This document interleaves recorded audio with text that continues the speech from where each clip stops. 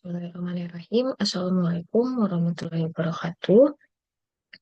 Sebelumnya, terima kasih atas waktu dan kesempatannya kepada dosen penguji, dosen pembimbing, dan teman-teman yang telah menghadiri seminar proposal saya pada hari ini. Baiklah, sebelumnya yang saya hormati dosen penguji, yang saya hormati dosen pembimbing, Bu Lawaini, SAP MAP sebagai dosen pembimbing pertama, dan berikutnya yang saya hormati dosen pembimbing Dr. Rania Kaputra SIP MPA sebagai pembimbing kedua dan teman-teman yang telah menghadiri seminar proposal saya pada kesempatan kali ini. Baiklah, sebelumnya izinkan saya memperkenalkan diri. Perkenalkan nama saya Azza Taufika dengan NIM 2210843006.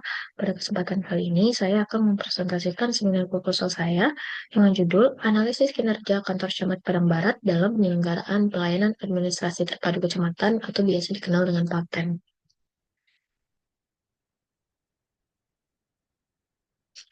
Oke, baiklah, kita akan masuk ke dalam bab pendahuluan bab 1. Latar belakangnya adalah kita di latar belakangnya dengan rumitnya prosedur pelayanan publik di Indonesia mengenai urusan administrasi berbelit-belit akibat proses verifikasi dan validasi berbagai dokumen yang sering dilakukan secara berulang, sehingga hal tersebut terdapat dalam persoalan signifikan yang harus kita hadapi pemerintah khususnya pada tingkat daerah.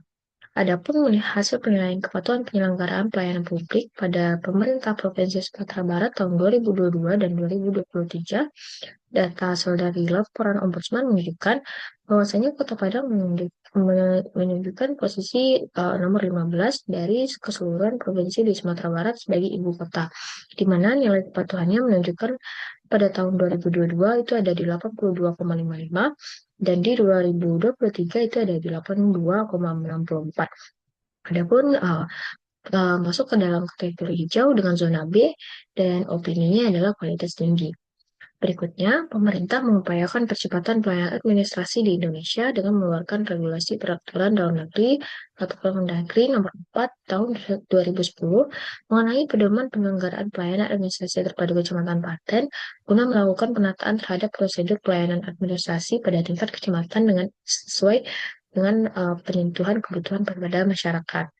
Berikutnya, pelayanan administrasi terpadu Kecamatan Paten adalah solusi dalam penyelenggaraan pelayanan publik pada tingkat kecamatan, sehingga sistematika pengelolaan administratif tersebut dimulai dari permohonan surat sampai tahap penerbitan dokumen dilaksanakan dalam satu tempat atau satu meja loket pelayanan.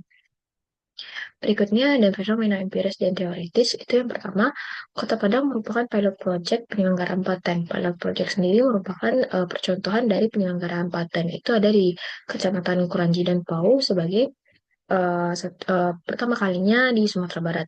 Akan tetapi masih memiliki penilaian kepatuhan pelayanan publik yang menduduki posisi rendah sebagai ibu kota provinsi.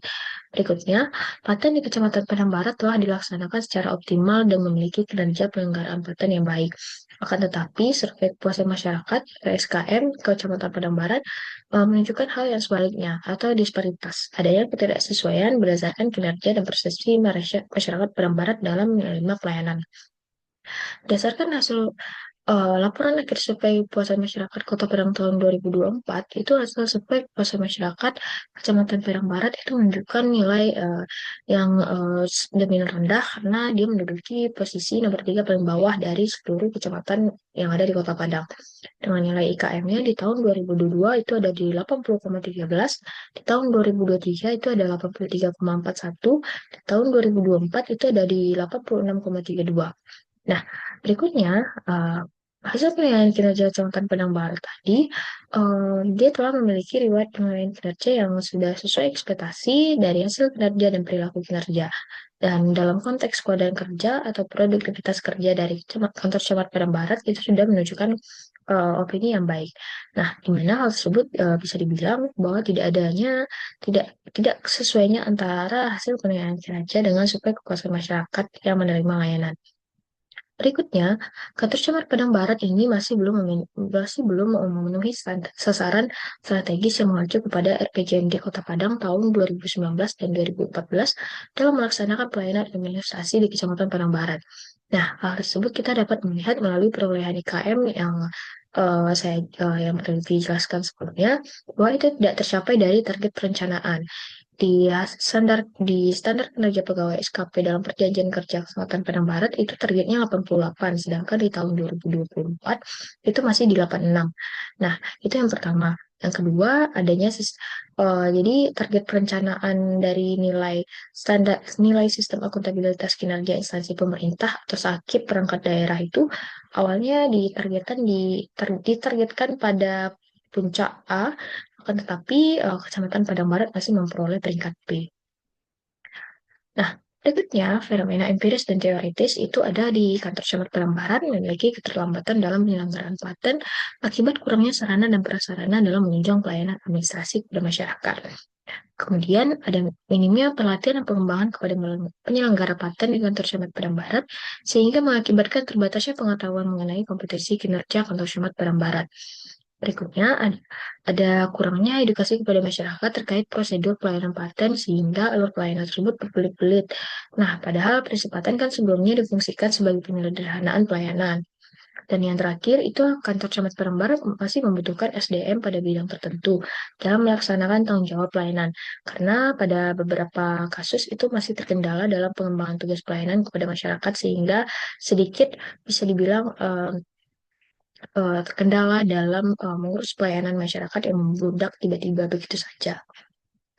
Nah, berikutnya kita masuk kepada rumusan masalah. Nah, rumusan masalah pada penelitian kali ini adalah bagaimana sih analisis kinerja kantor camat Padang Barat dalam penyelenggaraan pelayanan administrasi terpadu Kecamatan Paten.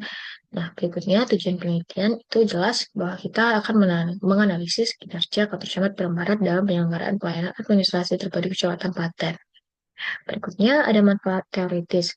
Nah, manfaat teoritis ini, penelitian ini diharapkan mampu memberikan kontribusi terhadap pengembangan ilmu administrasi publik, terutama dalam konsentrasi manajemen publik, yaitu mengenai kinerja. Berikutnya ada manfaat praktis, itu manfaat praktis penelitian ini diharapkan dapat memberikan informasi mengenai kajian untuk dijadikan saran ataupun masukan guna mengambil langkah tepat dalam rangka mengetahui gimana sih analisis kualitas kinerja yang baik untuk dapat direalisasikan oleh kecamatan setempat lainnya. Nah, berikutnya bagi masyarakat, penelitian mampu memberikan informasi bagaimana sih kinerja yang baik sehingga mereka mendapatkan pelayanan publik yang setimpal ketika berhadapan langsung dengan kantor camat setempat. Berikutnya, bagi lembaga, penelitian ini mampu menjadikan landasan dalam memperbaiki pengelolaan kinerja kecamatan guna mencapai tujuan secara optimal. Berikutnya kita masuk ke dalam bab 2 atau tinjauan pustaka. Studi penelitian relevan yang saya gunakan pada penelitian kali ini adalah yang pertama dari Reza Muhammad tahun 2024 dengan judul Peningkatan Pelayanan Administrasi Terpadu Kecamatan Paten di Kantor Kecamatan Kota Sifli, Kabupaten Pidi. Berikutnya ada penelitian dari Anis Hadi dan Rusadi tahun 2024 itu dengan judul Kualitas Manajemen Pelayanan Administrasi Terpadu Paten berdasarkan Perwal Kota Cilegon nomor 35 tahun 2014 pada Kecamatan Grogol dan Kecamatan Purwakarta. Berikutnya ada Nur Rahman Agung, Eko Budi Santoso, dan Muhammad Fadlisani tahun 2020 mengenai dengan judul peningkatan kinerja pegawai dalam proses pelayanan administrasi terpadu Kecamatan Paten di kantor Kecamatan Kelapa II, Kabupaten Tangerang, Provinsi Banten. Berikutnya dari Hamda Mahersa tahun 2023 dengan judul Kinerja Kantor Camat Pau Kota Padang dalam penyelenggaraan pelayanan administrasi terpadu Kecamatan Paten.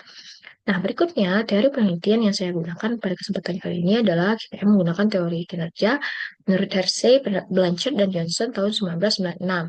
Mereka mengungkapkan bahwa kinerja memiliki keterkaitan dengan dukungan sarana, pelatihan pengembangan, adanya peluang, standarisasi, dan umpan balik yang dapat digunakan sebagai indikator yang signifikan terhadap proses berkembangnya organisasi hingga mencapai titik puncak memperoleh prestasi dalam penyelenggaraan pelayanan.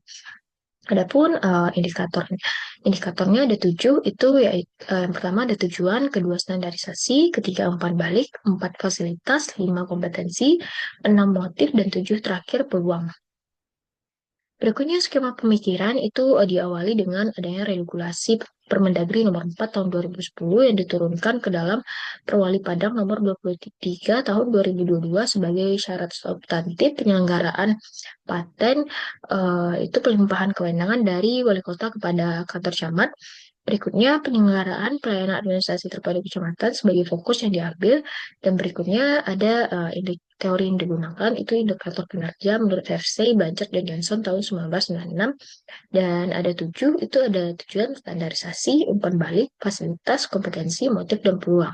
Sehingga penelitian yang diangkat menggunakan judul Analisis Kinerja Kantor Camat Padang Barat dalam Penyelenggaraan Pelayanan Administrasi Terpadu Kecamatan atau PATEN. Berikutnya, definisi konsep itu yang pertama, kinerja. Kinerja merupakan hasil kemampuan organisasi, khususnya yang digunakan secara universal, sehingga dapat digunakan dengan tercamat dalam menyelesaikan beban tanggung jawab, guna mencapai tujuan yang telah ditetapkan berdasarkan periode tertentu dengan sistem menganalisis kinerja sesuai dengan kondisi lingkungan kerja. Berikutnya ada manajemen kinerja. Manajemen kinerja diartikan sebagai rangkaian proses dalam peningkatan kinerja kantor camat Padang Barat dalam bentuk optimalisasi terhadap penyelenggaraan pelayanan paten guna mencapai target dan sasaran untuk menjadikan evaluasi pada periode selanjutnya.